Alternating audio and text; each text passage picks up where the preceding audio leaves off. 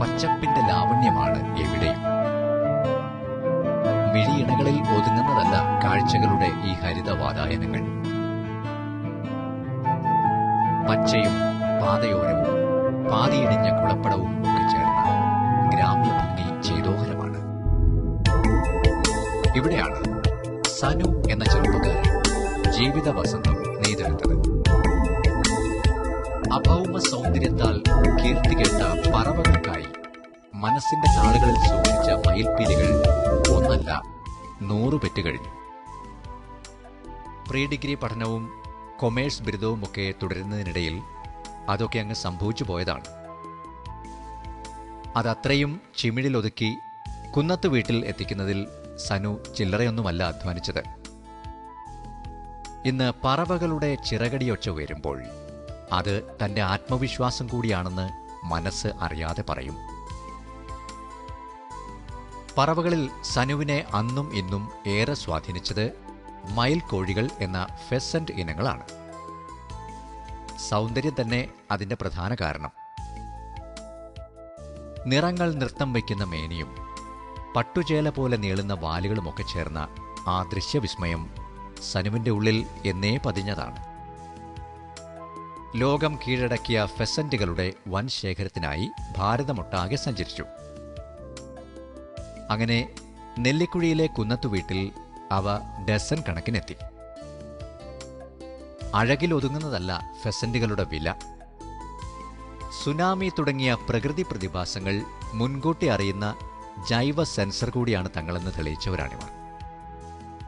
ഓരോരുത്തർക്കാകട്ടെ ഓരോരോ കഴിവുകളുമുണ്ട്. ഇതാ നോക്കൂ, ലേഡി ആംഹെസ്റ്റ്. നീണ്ടു പോകുന്ന ഒരു കവിതയാണ് ലേഡി ആംഹെസ്റ്റ്. മിഴിവാർന്ന ഈ മേനിക്ക് ചൈനയിലെ ഇംഗ്ലീഷ് അംബാസിഡർ ആംഹെസ്റ്റ് തന്റെ ഭാര്യയുടെ പേര് ചേർത്താണ് ആദരം നൽകിയത്. ലോഹപ്പച്ചയണിഞ്ഞ കഴുത്തും നീലച്ചിറകുകളും തൂവെള്ളയിൽ കടും ശ്യാമരേഖകൾ കോറിയിട്ട വാലുകളും ചേർന്ന ഈ അഴകിന് സമാനതകളില്ല. മകുടത്തിലെ തീത്തൂവലുകളുടെയും വാൽ തുടക്കത്തിലെ ഓറഞ്ച് തൂവലുകളുടെയും ഭംഗി കണ്ണിലേക്ക് തുളച്ചു കയറും. ശരം പോലുള്ള നാവിന്റെ ചലനം ആരും ആസ്വദിച്ചു പോകും. ചലിപ്പിക്കാവുന്ന തലത്തൊപ്പിയുള്ള ഇവർ ചൈനക്കാരുടെയും ടിബറ്റുകാരുടെയും ഒക്കെ പ്രിയ തോഴരാണ്. ഫെസന്റുകളിൽ കൂടുതൽ മുട്ടകളിടുന്നവർ എന്ന ഖ്യാതിയും ഇവർക്ക് സ്വന്തമായുണ്ട്. യെല്ലോ ഫെസന്റുകളെ നോക്കൂ. കുഞ്ഞു പാവകളാണെന്നേ തോന്നൂ. ഈ നെഞ്ചകത്തിലെ കൊഞ്ചും മൊഴി കേൾക്കാൻ കാതുകൾ മാത്രം പോരാ, മാവിൻ കൊമ്പിൽ അങ്ങനെ ഒതുങ്ങിയിരുന്നു കൊള്ളും. സ്വർണ്ണത്തിളക്കമാർന്ന നെറ്റിക്ക് പുറകിൽ കടും ശ്യാമപാളികൾ അടുക്കി വച്ചിരിക്കുന്നു.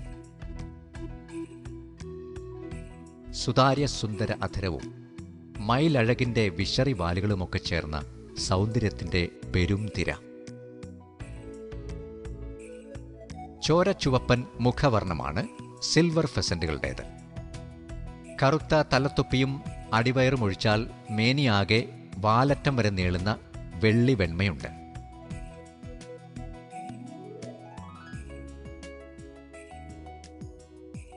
വെൺചിറകിൽ കോറിയിട്ട ശ്യാമരേഖകൾ അപൂർവ സൗന്ദര്യമാണ് ഇവർക്ക് സമ്മാനിച്ചത്. 1700കളിൽ ലണ്ടനിലാണ് ഇവരുടെ ആദ്യ പ്രജനനം പൂർത്തിയായത്. സ്വർണവർണ്ണം വലയം ചെയ്യുന്ന കറുത്ത കൃഷ്ണമണികൾ ഇരുളിലും തിളങ്ങി നിൽക്കും. ഇങ്ങനെയൊക്കെ പലരുണ്ടെങ്കിലും ഗോൾഡനോട് കിടപിടിക്കാൻ ആരും വളർന്നിട്ടില്ല എന്ന് തന്നെ പറയാം. ഫെസന്റുകളിലെ സൗന്ദര്യധാമങ്ങളെന്ന് ഇവർ സ്വയം വിളംബരം ചെയ്യും. സ്വർണവർണ്ണവും ഓറഞ്ച് ചുവപ്പും തവിട്ടും ലോഹ പച്ചയുമൊക്കെ ചേർന്ന ഗോൾഡൻ ഫെസന്റിന്റെ സൗന്ദര്യം ആരും കണ്ടുനിന്നു പോകും. 2ാം വർഷം അന്ത്യത്തിലാണ് പൂവന്മാർ വർണ്ണച്ചാർത്തുകളാൽ ആകർഷകമാകുന്നത്. ഇറ്റലിയിലെ പ്രൊഫസർ ഗെഗിയാണ് ഗോൾഡൻ ഫെസന്റുകളെ വ്യവസ്ഥാപിതമാക്കിയത്. യെല്ലോ ഗോൾഡും സാൽമണുമൊക്കെ ചേർന്ന ജനിതക വ്യതിയാനങ്ങൾ ഇവരിലുണ്ട്. ഇനിയാണ് സാക്ഷാൽ ഗന്ധർവന്മാർ. ഫെസന്റുകളിലെ ഏറ്റവും വിലയേറിയ ഇനമെന്ന ഖ്യാതിയുള്ള സാക്ഷാൽ റീവ്സ് ഫെസന്റ്. ചൈനയിലെ പർവ്വതങ്ങളാണ് റീവ്സിന്റെ വിഹാരകേന്ദ്രം. പൊട്ടിച്ചിതറിയ വർണ്ണങ്ങൾ കൊണ്ട് കളമൊരുക്കിയതാണ് ഈ മേനി. സ്വർണവും ശ്യാമവുമൊക്കെ പുള്ളിയായി പടർന്നു നിറയും.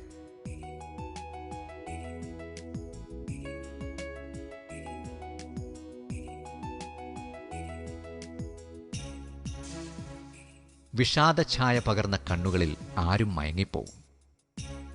പളുങ്കുതോൽക്കുന്ന ചുണ്ടുകൾ കൊണ്ട് അവർ കൊഞ്ചി വിളിക്കും. ചിറക് വിടർത്തിയാൽ ഒരു നെടുങ്കൻ പൂമ്പാറ്റയാണെന്നേ തോന്നൂ.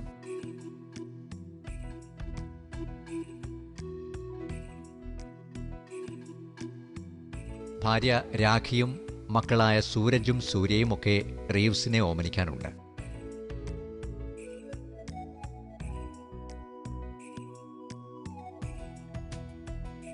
ശാന്തപ്രകൃതികളായ ഇവരുടെ പ്രജനനത്തിൽ വിജയിച്ചു എന്ന കീർത്തിയും നെല്ലിക്കുഴിയിലെ കുന്നത്ത് വീട്ടിനുണ്ട്.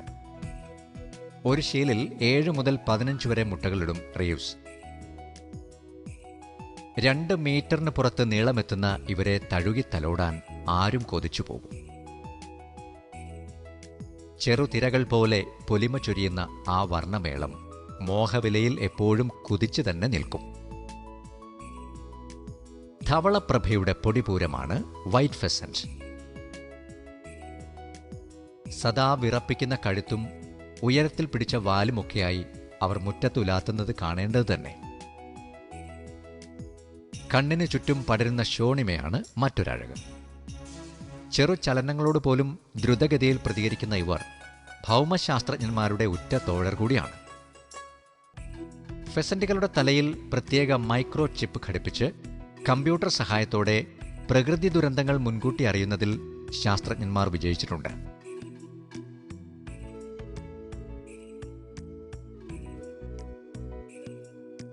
പുതിയ അതിഥികളെ സ്വീകരിക്കുന്നതിൽ കുന്നത്ത് വീട് ഒരിക്കലും മടി കാണിക്കില്ല. അതിന്റെ വ്യക്തമായ തെളിവാണ് ഇവർ. ചക്കി എന്ന ഇഗ്വാന എത്തിയിട്ട് അധിക നാളായില്ല. ന്യൂജൻ തരംഗമായ അരുമയാണ് ഇഗ്വാന. ആൾ മെക്സിക്കോക്കാരിയാണ്. സ്പൈനി ടെയിൽഡ് ഇഗ്വാന എന്നാണ് പൂർണ്ണനാമം. ഉടുമ്പ് പിടിച്ചതുപോലെ അങ്ങനിരിക്കും. സൂരജിന്റെ മേനിയിലൂടെ ഇഴഞ്ഞ് സനുവിന്റെ കൈകളിലൂടെ കയറി കഴുത്തു മുതൽ കയ്യറ്റം വരെ നീണ്ട് അങ്ങനെയിരിക്കും.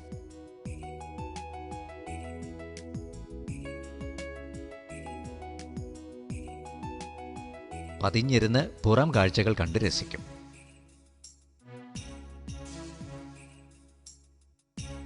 പാറക്കെട്ടുകളിലും മരക്കാടുകളിലുമൊക്കെ ജീവിച്ച ചക്കി നെല്ലിക്കുഴിയിലെ പരിസരവുമായി നന്നായി ഇണങ്ങി. 1/4 നൂറ്റാണ്ടുവരെ ആയുസ്സുള്ള ഇവർ 5 അടി വരെ വളരും. കീഴ്ത്താടിയിലെയും മുതുകിലെയും മുള്ളുകൾ കൂർത്തതല്ല. അതിനാൽ അപകടങ്ങളില്ല. ക്യാരറ്റും മൾബറിയുമൊക്കെ ആഹാരമാക്കുമെങ്കിലും ചെമ്പരത്തിപ്പൂക്കളോടാണ് പ്രിയമേറെ.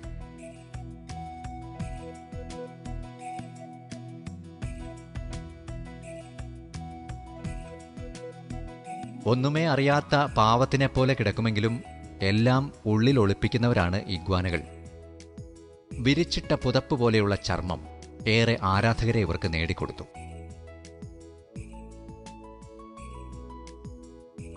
സ്നേഹവും ഇഷ്ടവുമൊക്കെ സമ്മതിച്ചു.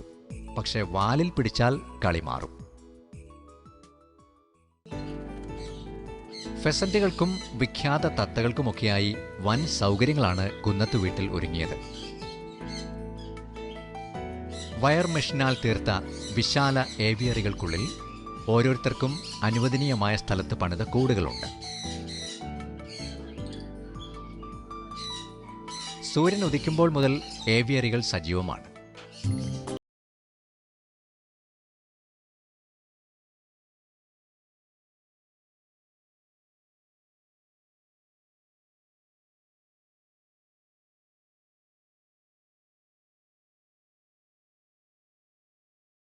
രാഗത്തിലെ സംഗീതമൊഴുകുമ്പോൾ അവർ മരക്കൊമ്പുകളിൽ നിന്ന് വെള്ളത്തിനായി പറന്നിറങ്ങും. മുഗ്ധമനോഹരികളായ തത്തകൾ മാധുര്യമാർന്ന കൊഞ്ചൽ പൊഴിച്ച് കൊക്കുരുങ്ങും. സ്വരതാളങ്ങൾക്കൊത്ത് കഴുത്ത് ചലിപ്പിക്കുന്ന സൗന്ദര്യ റാണിമാരുടെ നീണ്ട നിര റാമ്പിലെന്ന പോലെ സജ്ജമാകും. കിളിയൊച്ചകളുടെ പറുദീസയായി കൂടാരം മാറാൻ പിന്നീട് അധിക സമയം വേണ്ട.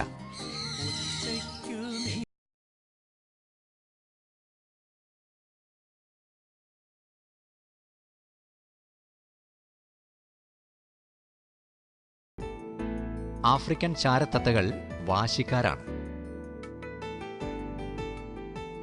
ചിലപ്പോൾ പിണങ്ങിയിരുന്ന് കളയും.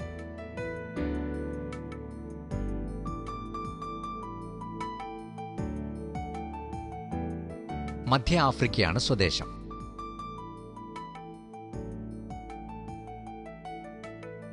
മിമിക്രിക്കാരെ പോലും തോൽപ്പിക്കുന്ന ശബ്ദ അനുകരണ സാമർഥ്യമുണ്ട്.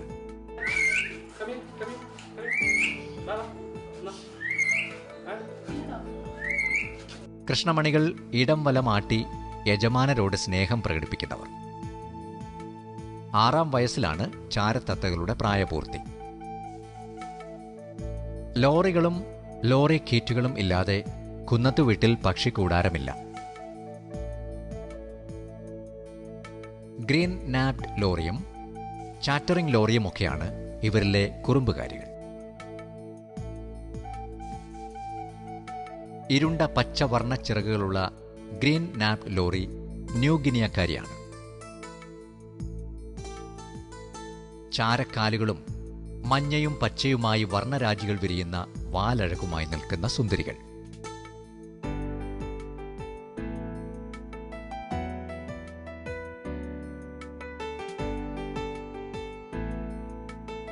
ചാറ്ററിംഗ് ലോറികൾ കുസൃതിക്കാരാണ്. മൊളൂക്കസ് ദ്വീപാണ് ഇവരുടെ വിഹാരകേന്ദ്രം.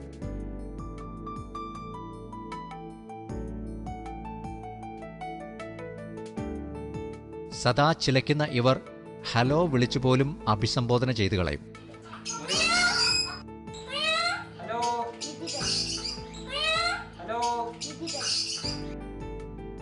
അതിവേഗം ഇണങ്ങുന്ന ഇവരെ അവഗണിച്ചാൽ ആക്രമണവും പ്രതീക്ഷിക്കാം. ഒരടിയോളം നീളമെത്തുന്ന ചാറ്ററിംഗ് ലോറികൾ മോഹവിലയിൽ 5 അക്ക സംഖ്യകളിലേക്ക് കടക്കും.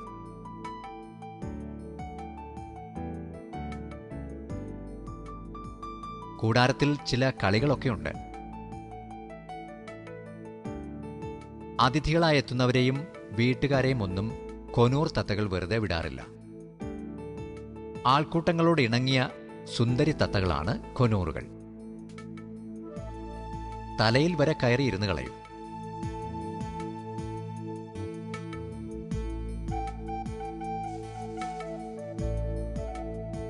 യെല്ലോ സൈഡഡ് കൊനൂർ ചെവി കടിക്കാതെ തോളിൽ കയറിയിരിക്കും.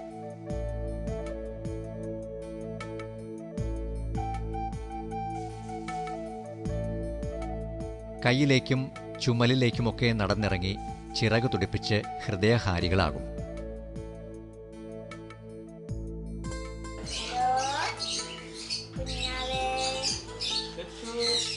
ഉച്ചത്തിൽ തുളച്ചു കയറുന്ന ശബ്ദത്താൽ കൊനൂറുകൾ ആരുടെയും ശ്രദ്ധ ആകർഷിക്കുമ്പോൾ സനുവിന്റെ നെഞ്ചിൽ പറ്റിപ്പിടിച്ചാണ് മോങ്ക് പാരക്യൂറ്റുകൾ ഐക്യദാർഢ്യം പ്രഖ്യാപിച്ചത്. വലിയ തത്തകളിൽ നിന്ന് വിഭിന്നമായ സൗന്ദര്യമാണ് മോങ്ക് പാരക്യൂറ്റുകൾക്ക്. നെഞ്ചിലെ ചാരവർണ്ണവും കണ്ണിനു ചുറ്റുമുള്ള വെൺവളയങ്ങളും പാടല നിറമാർന്ന കൊക്കുകളുമൊക്കെയായി അവരങ്ങനെ വിലസും. സ്പൂണിൽ സ്നേഹം പകർന്നു നൽകാൻ സനുവും മറക്കാറില്ല.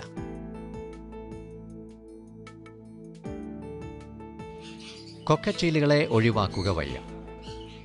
കുലീനമായ പെരുമാറ്റവും സൗന്ദര്യവും കൊണ്ട് അനുഗ്രഹീതരാണിവർ. ഈ ഓസ്ട്രേലിയൻ വർണ്ണപക്ഷികളുടെ ഈണത്തിലുള്ള ചൂളമടി കേൾക്കേണ്ടത് തന്നെ. വെൺതൂവൽ ഉയർത്തി ഗർവ് കാട്ടി നിൽക്കുന്ന രാജാക്കന്മാരാണ് ആൽബിനോ കൊക്കറ്റീലുകൾ. തലയിലെ തൂവൽ കിരീടമാണ് ഇവരുടെ അലങ്കാരം. എപ്പോഴും പ്രജനന സജ്ജരായ ഇവർ കൊണ്ടുവരുന്ന വരുമാനം ചില്ലറയല്ല. അതുകൊണ്ട് തന്നെ അവർക്കായി പ്രത്യേകം പ്രജനന കൂടുകൾ ഒരുക്കാനും സനു മറന്നില്ല. നമ്മുടെ തൂക്കണാം കുരുവികളോട് സമാനമാണ് ഫിഞ്ചുകൾ. ഇമ്പമാർന്ന മാന്ത്രിക ശബ്ദവും കണ്ണുകളെ പമ്പരം ചുറ്റിക്കുന്ന ചലനമേളങ്ങളും ചേർന്നതാണ് ഫിഞ്ചുകളുടെ വിസ്മയലോകം. ചെറു കണ്ണികളുള്ള കമ്പിവലക്കൂടുകൾ അവർക്കായി ഏവിയറിയിലുണ്ട്. ചെറുതത്തകളിൽ ആഫ്രിക്കൻ ലവ് ബേർഡുകളെ ആർക്കാണ് മറക്കാനാവുക? കൊഴുത്തുരുണ്ടവരാണിവർ. സദാ തമ്മിലുരുമ്മി കുറുകിയിരിക്കുന്ന അപ്സരസുകളും ഗന്ധർവന്മാരും. പച്ചയും മഞ്ഞയും നീലയും കറുപ്പും ചുവപ്പുമൊക്കെയായി തീഷ്ണവർണ്ണങ്ങളുടെ മേനിപ്പെരുമ. റോസാദളം പോലെ ചുവന്ന കവിളുകളുള്ള പീച്ച് ഫേസ്ഡാണ് ഇവരിലെ ജനപ്രിയ താരം. മാസ്റ്റ് ലവ് ബേർഡുകളെയും പ്രജനന വിദ്യയിലൂടെ സനു വികസിപ്പിച്ചെടുത്തിട്ടുണ്ട്. ഉറച്ച ജനിതകമുള്ള ബ്ലൂ മാസ്ഡും ജനിതക വ്യതിയാനത്തിലൂടെ സൃഷ്ടിക്കപ്പെട്ട ലുട്ടിനോയുമൊക്കെ സ്നേഹപക്ഷികളുടെ കൂട്ടിലുണ്ട്.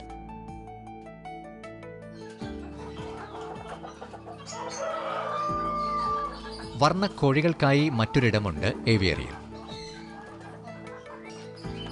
അഴകുള്ള കോഴികൾക്കാണ് ഇപ്പോൾ പ്രിയമേറെ.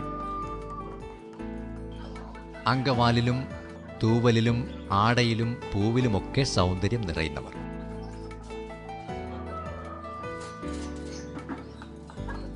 വെൺതൂവൽ തൊപ്പിക്ക് നടുവിൽ രത്നം പതിച്ച ശോഭയുള്ള സുൽത്താനാണ് പ്രധാന താരം. വൈറ്റ് ക്രസ്റ്റഡ് പോളിഷ് ക്യാപ് കോഴികളാണ് ഇവർ. ജയന്റ് കൊഷ്യൻ മറ്റൊരു ഭീമൻ ഇനമാണ്. കടും കറുപ്പിന്റെ 7 അഴകുണ്ട് ഇവർക്ക്.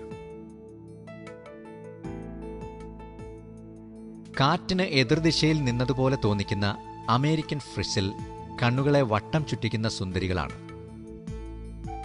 കറുപ്പിന്റെയും വെള്ളയുടെയും പൊട്ടുകൾ പടരുന്ന ബെഫ് കൊഷ്യൻ മുറ്റമാകെ ഓടിക്കറങ്ങി കുട്ടികളെ വലയ്ക്കും. പോളിഷ് ക്യാപ് കോഴികൾക്കും സെബ്രേറ്റ് ബാൻഡം കോഴികൾക്കുമായി ഏവിയറിയിൽ പ്രത്യേക ഇടമുണ്ട്.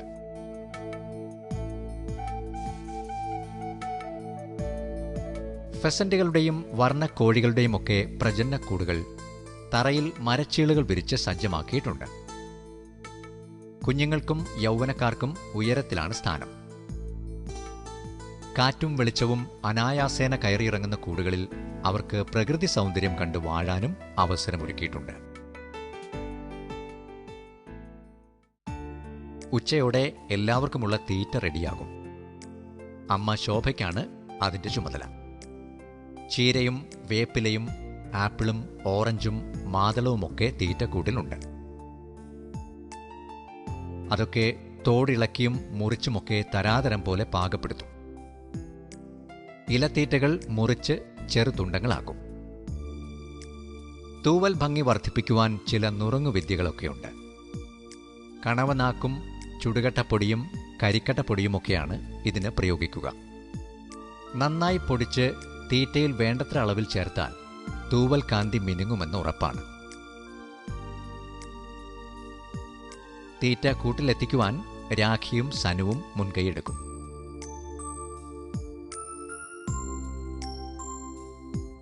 പച്ചിലകൾ സമൃദ്ധമായി ചേരുന്ന തീറ്റ എത്തുന്നതോടെ പറവകൾ പറന്നിറങ്ങിക്കൊള്ളും. പിന്നെ സദ്യ തകൃതിയാണ്.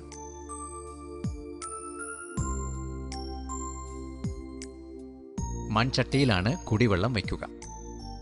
കുടിവെള്ളത്തിൽ ജീവക മിശ്രിതം കൃത്യമായ അളവിൽ ചേരും.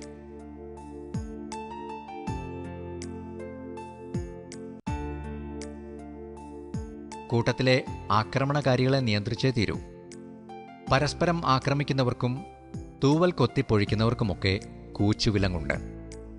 ചുണ്ടുകളിൽ ഘടിപ്പിച്ച് ഇരു കണ്ണുകളും മൂടുന്ന ആന്റി പെക്കിംഗ് ഗോഗിൾസുകളാണ് ഇതിനായി ഉപയോഗിക്കുക.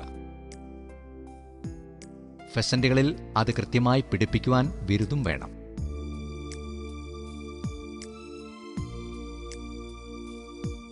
സൗന്ദര്യത്തോടാണ് മത്സരിക്കേണ്ടത്. അഭൗമമായ ലാവണ്യം ഭൂമിയിൽ എത്തിക്കുവാൻ പ്രകൃതിയുടെ അനുഗ്രഹവും യുക്തികളുടെ ചേരുവയും വേണം. അനുദിനം മൂർച്ച കൂട്ടേണ്ട ഒന്നാണതെന്ന് സനുവിനറിയാം.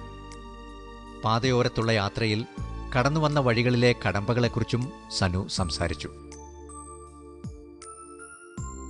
വരാൻ പോകുന്ന ലോകത്തിനായി ചില കരുതിവെക്കലുകൾ നടത്തണം. അതിനായി മനസ്സും മെയ്യും അർപ്പിക്കണം. നെല്ലിക്കുഴിയിലെ നീർച്ചോലകളുടെ സംഗീതത്തിനൊപ്പം സനു പറഞ്ഞു തുടങ്ങി. സാനു ഇപ്പോൾ ഈ പക്ഷികളുടെ വിലയൊക്കെ കേട്ടിട്ട് സാനു ഒരു കോടീശ്വരനാണെന്ന് പറഞ്ഞാൽ സമ്മതിക്കും?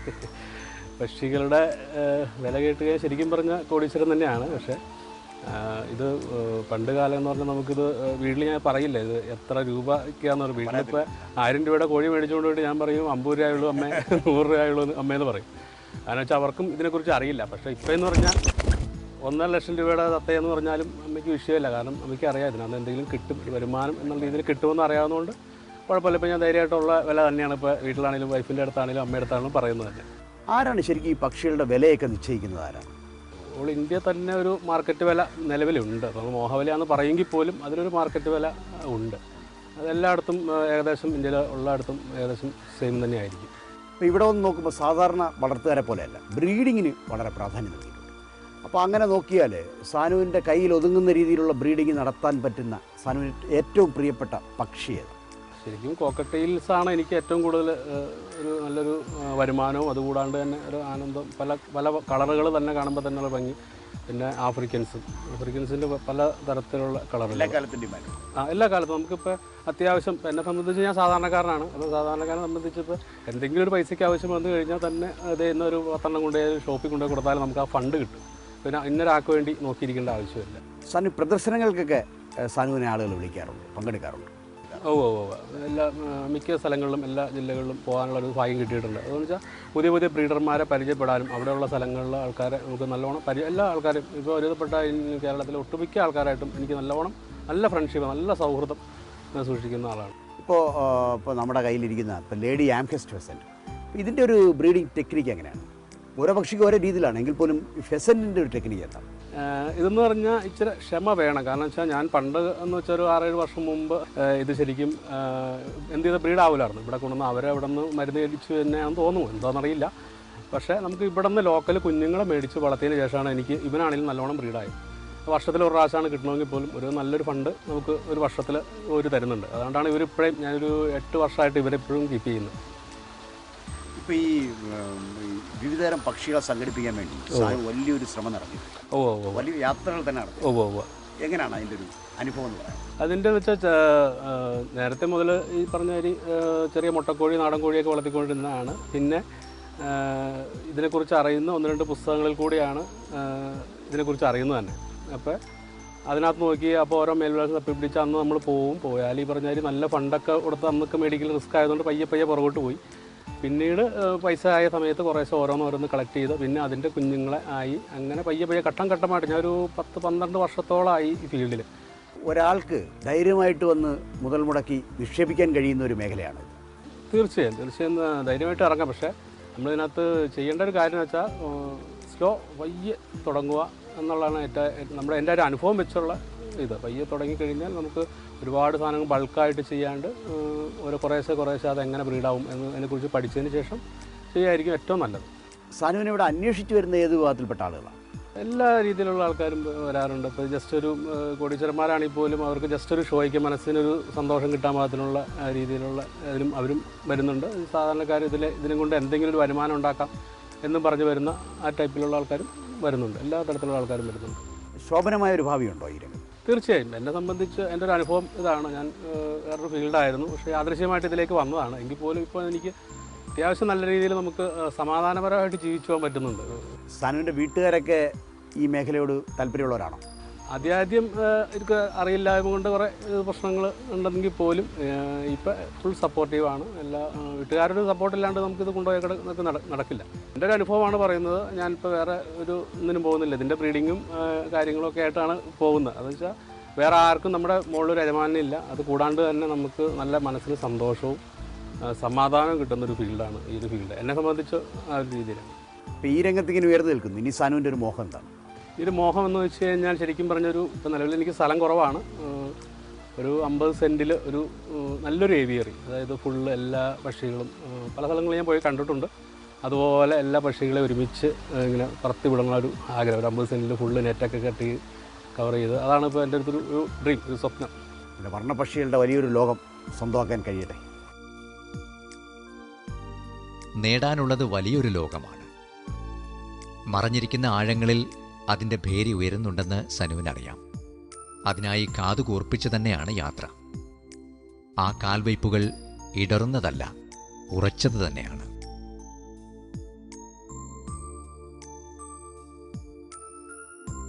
സനുവുമായി സംസാരിക്കാം. Sanu KS, Kunnathuveedu, Nellikuzhi PO, Kothamangalam, Ernakulam. Phone 9447988060.